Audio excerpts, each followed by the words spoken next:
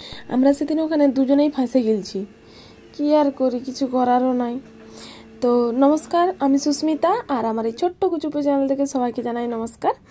তো আমরা দুজনে সেদিন গিয়েছিলাম পরীক্ষা দিতে, পরীক্ষা দিয়ে বেরিয়েছি, দিয়ে আমরা দুজনে ওখানে আটকে পড়েছি।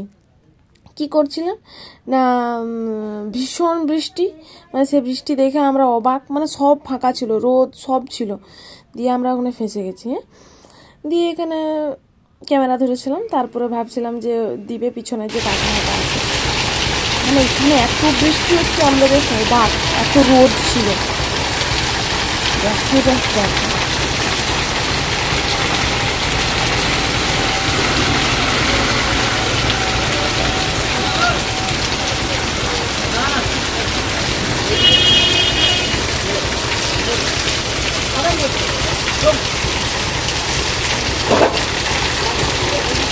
তারপর আমরা যা হোক করে বৃষ্টিতে ভিজে দুজনে এসেছিলাম।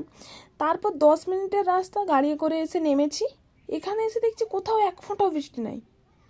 আমরা অবাক, এখনো ছাতার জল শুকায়নি। দেখো, বলি বাবারি, এইসব কি হচ্ছে, অদ্ভুত ঘটনার মধ্যে আমরা ফেঁসে গেছি। এখানে পুরো যেখানে আমরা নেমে সাইকেল নিচ্ছি সেখানে রোদ পড়ছে, রোদে থাকতে পারছি না, সেখানে হচ্ছে রোদের জন্য ছাতা কিনতে হচ্ছে, এরকম অবস্থা।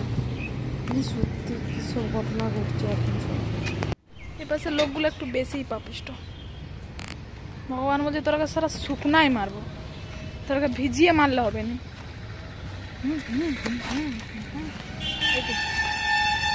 ছাতাটাও শুকিয়ে গেল রে, কি পাপ করেছে রে এই পাশে এসে সবাই। চালা ঘর যাওয়া যাক, খর একটা বুলেট কিনে দিয়ে দেখি, শোনা সাইকেল চালাতে হবে না কষ্ট করে, আর ভাট ভাট ভাট ভাট করে যাবি তুই আর আমি করে।